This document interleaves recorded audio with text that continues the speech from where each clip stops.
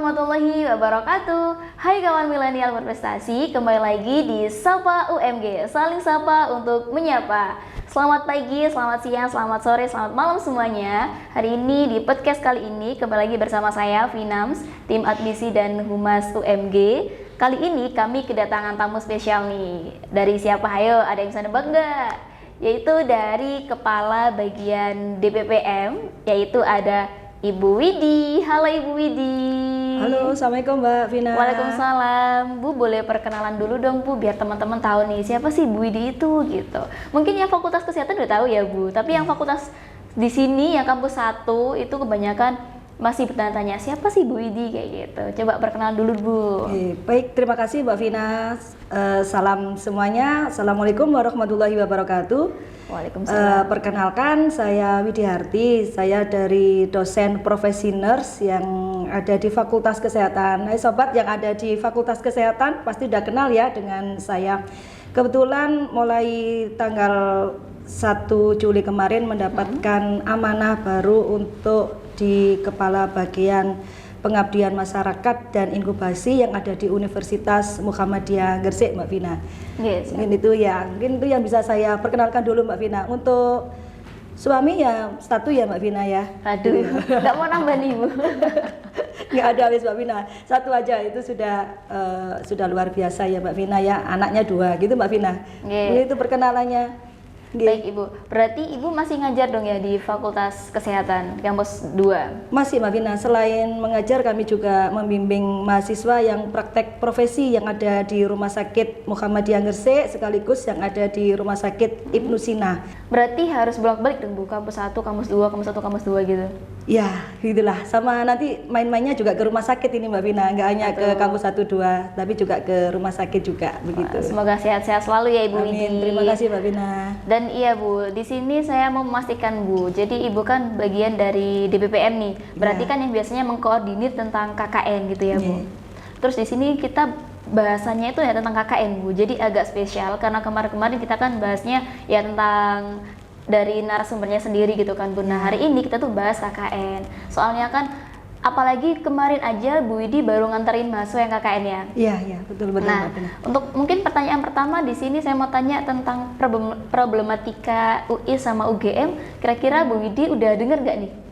Oh, yang masalah KKN itu ya, yang salah satu universitasnya tidak mengadakan KKN gitu ya.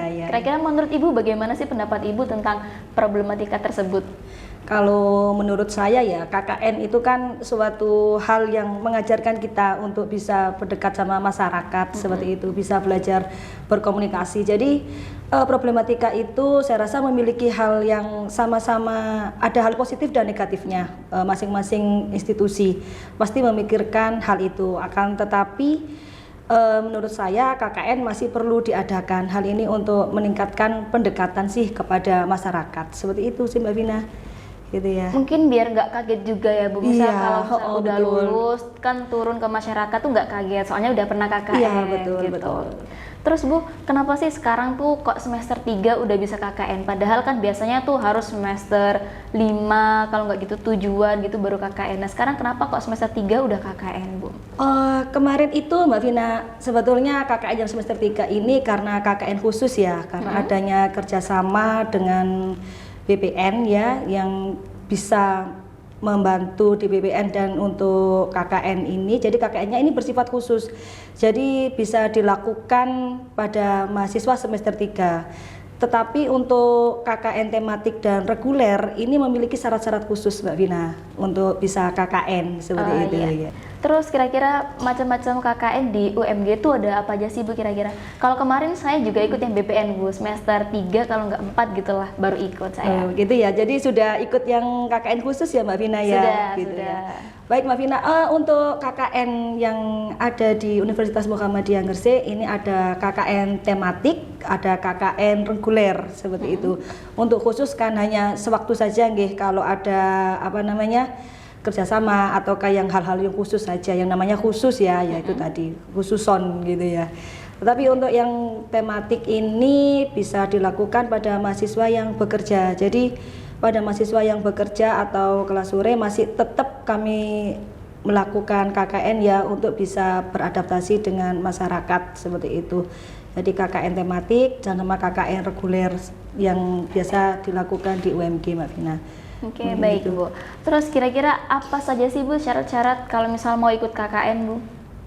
Untuk syarat mengikuti KKN itu sudah yang S1 ya, itu minimal 110 SKS, sedangkan yang KKN yang dari D3, karena kan di Universitas Muhammadiyah Gresik ada yang dari prodi D3 ya. Iya. Salah satunya D3 Farmasi itu juga harus ikut KKN, minimal SKS-nya 90 SKS Mbak Vina. Jadi itu khusus syaratnya, yang D3 ya Bu? iya, yang D3. Yang untuk S1 110 tadi Mbak Vina mengatakan dulu kan semester 5 Bu, 6 atau 7. Nah, itu tadi syarat khususnya yaitu harus SKS-nya 110. Menempuh itu ya, Iya, SKS tadi.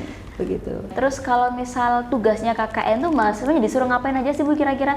Kan kayak ada tuh yang proker-proker, kayak saya kemarin kan proker-proker. Nah kira-kira kalau misal selain yang saya ikuti BPN kemarin kayak reguler sama tematik itu kira-kira sama apa beda Bu tugasnya?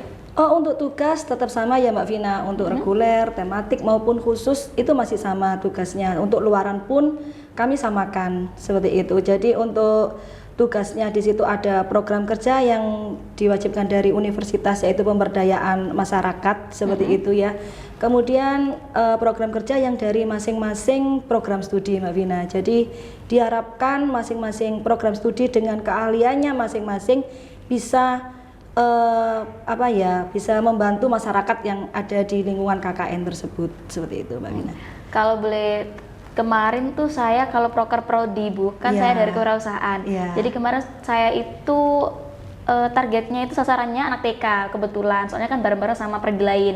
Nah itu saya prokernya mengembangkan anak-anak tuh supaya mau jualan, kayak jadi menumbuhkan jiwa wirausaha sejak dini. Jadi kan nyambung gitu kan ya Bu, berarti untuk proker prodinya harus nyambung sama sesuai prodinya tadi, kayak gitu ya Bu. Iya, diharapkan begitu. Nanti misalnya yang dari manajemen atau industri, kemarin kebetulan saya juga menjadi dosen pembimbing lapangan ya di Kabupaten Lamongan, kebetulan di Kecamatan Mantup itu karena di sana pertanian, jadi membuat alat untuk mengusir hama dari listrik seperti itu juga, tapi yang aman ya buat petaninya juga. Nanti jangan sampai membuat alat tapi tidak aman buat petaninya, hamanya mati nanti ininya juga akan kena juga seperti itu. Itu program kerja yang sesuai dengan prodinya seperti itu. Sesuai prodi dan menguntungkan bagi masyarakat bagi yang masyarakat ada di situ ya Bu ya. Jadi harus dikonsultasikan juga, dan sebelum melakukan itu kan juga harus ada musyawarah dulu dengan warga. Program-programnya ini sudah disetujui ataukah enggak dengan warga. Jadi sejalanlah dengan kebutuhan yang ada di masyarakat di desa tersebut di gitu desa ya. tersebut.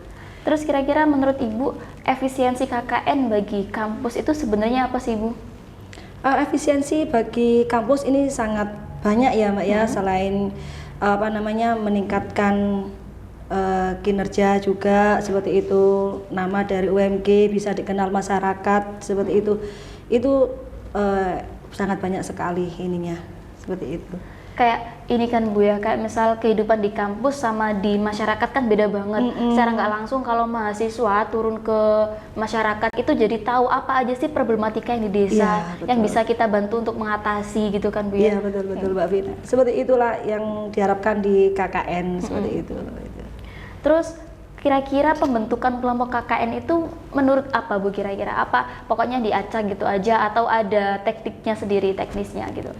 Untuk pembentukan KKN paling tidak terdiri dari berbagai macam prodi ya Mbak Vina ya, dan ada juga dari berbagai macam semester juga yang kita lihat SKS-nya tadi, biar nanti di masyarakat itu bisa saling membantu seperti itu. Kalau misalnya masih usianya yang atau masih SKS-nya yang dikit gitu kan akan mengalami kesulitan ya, karena problem KKN itu kan juga menyelesaikan permasalahan yang ada di masyarakat atau di desa, meskipun itu notabene nggak besar tapi kan kontribusinya sangat diminta seperti itu. Biar kayak rata gitu Bu ya, ada prodi ini, ada prodi itu betul. Gitu, biar nggak prodi ini toh terus semester ini toh gitu ya. Selain itu juga untuk mengenalkan dan bekerja sama sih, mengajarkan kerjasama kerja antara tim. Iya, kerja tim antar prodi. Kalau satu prodi aja di situ kan nanti L2 nanti lo lagi gitu ya. Nah, Jadi kan temannya juga iya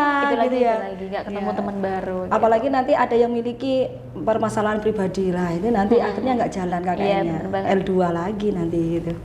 Terus kira-kira kalau KKN tuh berapa lama sih Bu pelaksanaannya? Untuk KKN sendiri untuk yang reguler itu 40 hari 40 sebetulnya. hari. Untuk tematik pun sebetulnya 40 hari, tapi dilaksanakannya hari Jumat, Sabtu, Minggu. Jadi waktunya aja yang agak panjang sih Mbak Wina. Kami Soalnya di Oke. weekend tadi ya, Iya, Bu, ya? di weekend karena mereka kan diharapkan bekerja tapi masih bisa KKN. Jadi kalau ikut KKN di UMG siapa takut gitu ya, meskipun bekerja masih bisa loh Masih ikut bisa, KKN fleksibel gitu ya. Iya. Nanti juga kan bisa kayak gantian sama temennya kan Bu yang sekelompok Iya, gitu. betul. Soalnya saya kemarin tuh sempat dengar kayak dibagi shift, jadi shift Iya. 1, shift 2 Iya. gitu kan, semakin meringankan teman-teman yang mungkin sambil kerja atau Iya. lagi ada sibukan apa gitu. Terus Bu, menurut Ibu, jadi kemarin kan, bukan kemarin sih Bu, kalau Iya. misal KKN tuh banyak banget kayak desas-desus, cinlok, terus jadi simulasi rumah tangga gitu, yang cewek masak, terus yang cowok nanti cuci baju atau masang LPG-nya, itu menurut Ibu gimana tuh? Itu ada beberapa ya yang KKN memang seperti itu. Tapi kebetulan di Universitas Muhammadiyah Gresik untuk KKN ini kami pisahkan juga Mbak untuk tempat tinggalnya laki-laki dan perempuan seperti itu. Jadi biar nggak menimbulkan konflik. Jadi kayak simulasi seperti itu sebetulnya ya ada sebetulnya. Cuma saling membantu aja Iya. kalau yang berdekatan. Tetapi notabene ya tidak saling. Untuk masih tempat Iya. masih berbeda, bisa Masih berbeda, gitu ya. iya. Kalau saya kemarin sih nggak sampai nginep ya Bu, soalnya saya tuh masih di lingkup Gresik sendiri, Iya. jadi langsung pulang gitu, nggak nginep. Wah, ini belum merasakan ini Mbak Vina Aduh berarti. ya ya? Bu, sebenarnya saya juga pengen yang Iya. agak jauh dikit gitu, biar benar-benar kerasa KKN-nya. Ya gitu. Baik. Terus kira-kira kalau tadi kan saya di lingkup Gresik sendiri, nah Iya. kira-kira KKN yang paling jauh penempatannya ada di mana Bu? Di hatimu. Waduh, jauh banget dong Bu. Soalnya ada hati yang harus dijaga Bu. Gitu ya. Sebetulnya yang paling jauh itu Lamongan. Tetapi karena Bawean itu masih betulnya Bawean itu kan Kabupaten Gresik ya. Iya. Karena hanya perjalanan aja yang butuh Nyebrang effort pulau nyebrang gitu. pulaunya itu jadinya Jadi jauhnya jauh Bawean padahal masih Kabupaten Gresik. Sebetulnya kabupaten yang jauh Lamongan. Seperti itu untuk KKN periode ini gitu. Seperti itu. Berarti kalau yang di Bawean sama di Lamongan secara kayak biaya hidupnya pun nambah nggak sih Bu? Kayak untuk mereka sendiri, soalnya kan ya mereka harus nginep, terus kayak makan di sana juga kan, masak-masak sendiri. Tapi kalau saya pribadi kan kemarin lingkup Gresik aja, jadi kalau misalnya makan pun ya di rumah kayak gitu. Untuk biaya hidup sama sih Mbak, karena geografisnya Lamongan sama Bawean itu sama-sama kan ada pertanian kan juga ada perikanan juga kan, maksudnya golongannya laut gitu kan. Di Bawean juga ada, di Lamongan kebetulan Lamongannya kita ini kan Lamongan daerah laut ya, daerah Paciran sama daerah Brondong seperti itu, jadi kan masih laut seperti itu, sama sih. Oke Bu. Terus ini pertanyaan terakhir nih Bu. Jadi ada nggak sih Bu di kan KKN di Unmul Gresik itu sebagai syarat kelulusan ya Bu. Iya. Nah kalau misal nggak KKN itu ada nggak program pengganti lainnya? Apa harus KKN gitu? Untuk sementara ini KKN masih belum ada penggantinya ya, beda dengan skripsi yang dinotabenkan dengan penggantinya publikasi. Tapi untuk saat ini masih belum ada. Jadi KKN kalau dulu masih ada KKN konversi, KKN mandiri ya yang ikut MBKM kampus mengajar seperti itu masih bisa dikorelasikan. Tapi untuk kedepannya kami akan mengevaluasi kembali untuk KKN seperti KKN mandiri seperti itu tadi. Oke.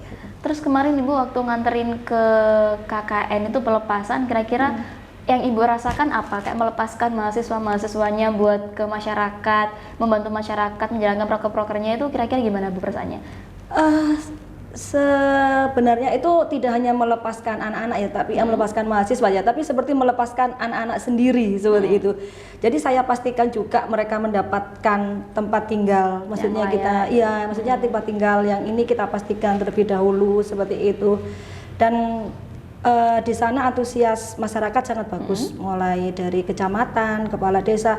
Itu Disambut sudah dengan baik, sudah gitu dibangun dengan baik. Untuk tempat tinggal pun kami dibantu oleh kepala desa seperti itu yang ada di sana, termasuk kadusunnya juga membantu sekali untuk kegiatan KKN ini.